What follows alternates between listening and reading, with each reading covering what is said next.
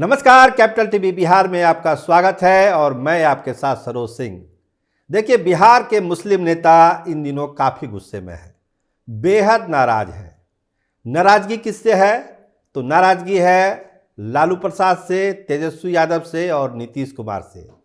और इसकी वजह क्या है? वजह है जातीय सर्वे में उनकी आई आबादी, यानी कि लगभग 18%, 17.67 के आसपास उनकी आबादी, लेकिन 18% लोग मोटे तौर पर बोलते हैं कि 18% आबादी है मुसलमानों की, तो मुसलमानों को यहाँ मिलता क्या है?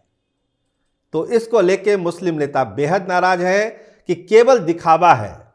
पिछले 18 सालों में मुसलमानों को केवल वोट बैंक माना गया, उनको अपना बंधुआ माना गया, लेकिन जब भागीदारी की बात आई तो उनको लॉलीपॉप पकड़ा दिया गया। तो सर्वे जब से आए हैं तब से इनके तेवर तेज हुए हैं। उनको लगता है कि अब समय आ गया है, अब समय आ गया है जब आला कमान ये समझे, हर एक पार्टी की, ये कोई एक पार्टी की बात नहीं हम बता रहे हैं, हर एक पार्टी में ये बात हो रही है कि उनके आला कमान ये समझे कि हमारी एक अपनी एक आबादी है, उस हिसाब से हमको अपनी हिस्सेदारी मिलनी चाहिए। तो देखिए, पहले हम बात करेंगे राष्ट्रीय लोक जनता दल के राष्ट्रीय महासचिव हैं फजल इमाम मलिक साहब। वो क्या कहते हैं? वो कहते हैं कि देखिए क्या है मामला, अगर आप कैबिनेट उठा के देखिए तो कितने मंत्री यहाँ बनाए गए हैं। नौकरशाही का हाल तो और बुरा है, उसमें तो लगता है कि हम लोग कहीं हैं ही नहीं। तो आखिर ये क्यों हो रहा है? अभी उन्होंने हाल का एक उदाहरण दिया कि आईजीआईएमएस में और राज्य फार्मेसी काउंसिल में कमेटी गठित की गई, 11 लोगों का उसमें चयन किया गया, मनोनीत किए गए, लेकिन एक भी मुस्लिम उसमें शामिल नहीं है। ये हाल है तेजस्वी यादव के डिपार्टमेंट का। तो हम दूसरे से क्या शिकायत करें? अगर स्वास्थ्य मंत्री रहते, उनकी कमेटी में, उनके विभाग की कमेटी में मुसलमानों को प्रतिनिधित्व नहीं मिल रहा है तो ये क्या माना जाएगा? हम क्यों ना कहें कि मुसलमानों के साथ धोखा हो रहा है, उनको बंधुआ मजदूर बनाया जा रहा है। तो हम कैसे माने कि ये सरकार जो अभी चल रही है, जनता दल यूनाइटेड और राजद और महागठबंधन की, उसमें मुसलमानों को तवज्जो देती है। उन्होंने कहा कि देखिए, हम एनडीए के पार्टनर हैं, एनडीए के पार्ट हैं, लेकिन मुसलमानों के साथ जो जाति हो रही है वो तो मैं उठाऊंगा ही, चाहे वो एनडीए में हो, चाहे वो महागठबंधन में हो। मुसलमानों को उनका वाजिब हक, उनकी हिस्सेदारी उनके आबादी के हिसाब से मिलनी चाहिए, ये कहा मलिक साहब ने। महागठबंधन की सरकार यानी मुख्यमंत्री नीतीश कुमार और राजद के राजकुमार और उप मुख्यमंत्री तेजस्वी यादव का मुस्लिम विरोधी चेहरा एक बार फिर सामने आ गया।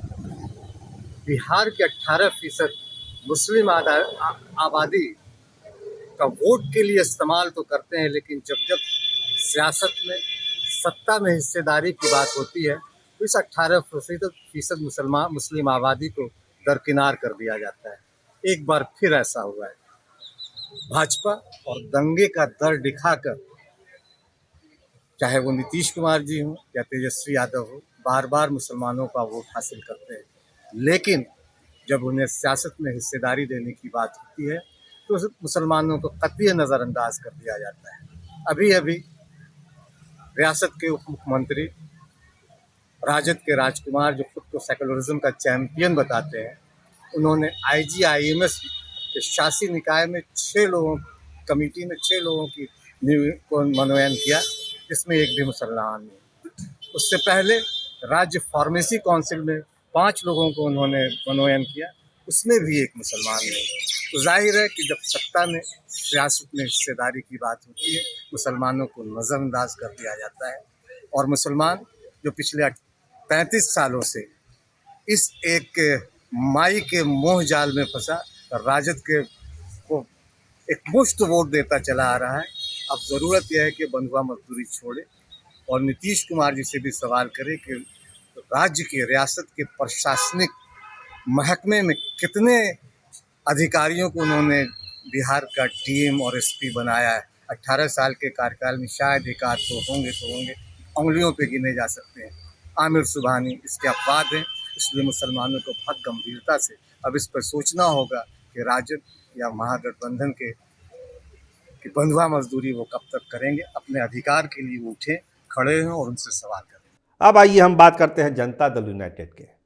बड़े तेज तर्रार नेता हैं, आप राष्ट्रीय महासचिव भी हैं जनता दल यूनाइटेड के और तहरीक-ए-बेदारी के संस्थापक सदस्य हैं। नाम है, आप जानते भी होंगे, गुलाम रसूल बलियावी। काफ़ी तेवर में बोलते हैं हमेशा, और आज भी तेवर के साथ ही उन्होंने कहा है कि देखिए मूर्ख बनाया जा रहा है, बंधुआ मजदूर हैं। वही बात सब मुसलमान नेता एक भाषा बोल रहे हैं कि कहीं कुछ हिस्सेदारी नहीं है। अगर हिस्सेदारी मिलती मुसलमानों को तो आज हमारे बच्चे भी डॉक्टर होते, इंजीनियर होते, आईएएस होते, आईपीएस होते। लेकिन कहाँ है हमारा समाज, कहाँ है हमारे बच्चे, कहाँ हैं? खाने खाने पर आफत है, उनके खाने पर आफत है। तो आखिर ऐसा क्यों है? ये पक्षपात क्यों हुआ? इसका जवाब तो किसी न किसी को देना ही होगा। साफ कहते हैं कि भागीदारी देनी होगी, बिना उसके कुछ होने वाला नहीं है। तो ये कहना है बेदारी साहब का।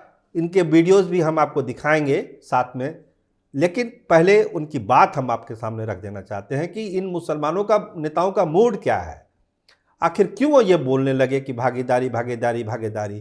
क्योंकि अब इनके पास एक एविडेंस है कि पहले तो कहा जाता था कि हाँ बड़ी आबादी है, बड़ी आबादी है, लेकिन अब जब लगभग 18% की आबादी है जो ये प्रमाणित है, उसको कैसे कोई सरकार झुठला सकती है या कोई पार्टी उसको कैसे ठुकरा सकती है? चाहे वो लोकसभा के टिकट के देने की बात हो, चाहे विधानसभा के टिकट देने की बात हो, या सरकार के किसी कमेटी में उनके मनोनयन की बात हो, इसको कोई नज़रअंदाज कैसे कर सकता है? अभी पिछले दिनों बात हुई थी, AIMIM के चीफ हैं अख्तरुल ईमान साहब। वही बात कि क्या बात करते हैं, कहाँ हम लोगों को, कहाँ कोई पूछ रहा है? इतनी बड़ी आबादी है और कहाँ, ना सरकार में हम हैं, ना नौकरशाही में हैं, ना कमेटी में हैं, कहीं नहीं है। हाँ, लेकिन जब वोट देने की बात आएगी तो भाजपा का डर दिखाकर ये लोग कहेंगे कि आप हमको वोट दीजिए, नहीं तो भाजपा सत्ता में आ जाएगी। आखिर भाजपा का डर दिखा दिखाकर कब तक हम लोगों के साथ अन्याय किया जाता रहेगा, हमारे बच्चों के साथ अन्याय होगा? ये सवाल पूछ रहे हैं अख्तरुल ईमान साहब। मौलाना पूरे बिहार में घूम करके इदारा शरिया मौलाना गुलाम रसूल बलियावी तहरीक के बेदारी कॉन्फ्रेंस, समाज सुधारक कॉन्फ्रेंस चला रहे हैं। क्या मौजू है और क्या मैसेज देना है? और आपने कुछ बातें ऐसी की, हुकूमत ने मुसलमानों को नजरअंदाज किया, क्या नजरअंदाज किया और मैसेज क्या है? अगर हुकूमतें नज़रअंदाज न की होती तो सच्चर कमीशन की रिपोर्ट हमारी औलादों को पढ़ने को नहीं मिलती। आज हमारे भी बच्चे दुनिया के, भारत के और अन्य कम्युनिटी के साथ डॉक्टर होते, इंजीनियर होते, आईएएस होते, आईपीएस होते। बाप दादा की एक बड़ी ही अहम चीज थी, कपड़ा बिन के जी लेते थे, वो रोजगार भी छीन लिया गया। तो इस तरह की बातें अब हर पार्टी के लोग करने लगे हैं जो मुस्लिम नेता हैं, क्योंकि उनके ऊपर भी दबाव है। उनके जो वोटर हैं इनसे पूछ रहे हैं कि आप हमारे नेता हैं तो हमारा हिस्सा कहाँ है, हमारी चीज़ें कहाँ हैं, हमारा हक कहाँ है? आप केवल अपना चेहरा चमकाते हैं टीवी पर आके, विधानसभा में आके, तो हमारी हिस्सेदारी तो दिलाइए। ये जिम्मेदारी आखिर है किसकी?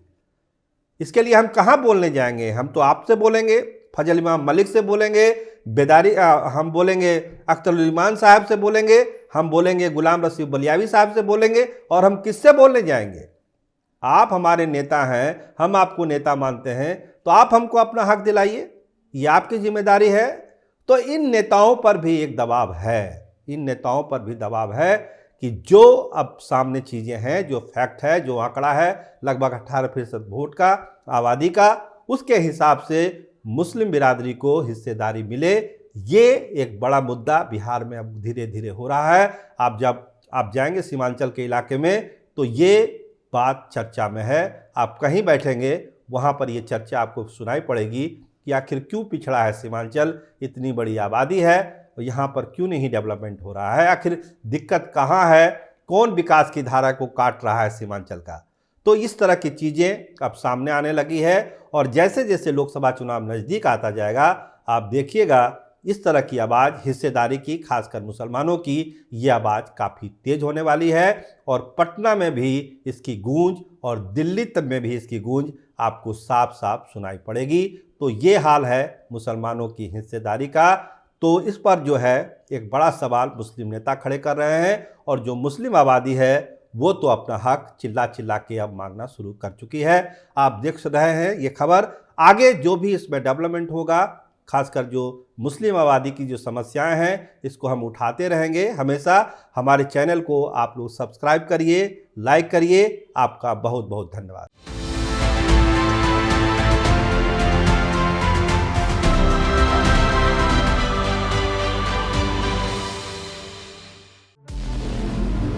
हमारे व्रत, हमारी परीक्षा, लक्ष्य तक पहुंचने की हमारी संयमित प्रतीक्षा। हमारे छठ से और हमारे हठ से पूरी दुनिया वाकिफ है। हमें विकल्प पर नहीं, अपने दृढ़ संकल्प पर अटूट विश्वास है, क्योंकि हार हम मानेंगे नहीं और विपरीत परिस्थितियों पर प्रहार हम छोड़ेंगे नहीं, जब तक हमारी जीत सुनिश्चित नहीं हो जाती, क्योंकि हम बिहार से हैं।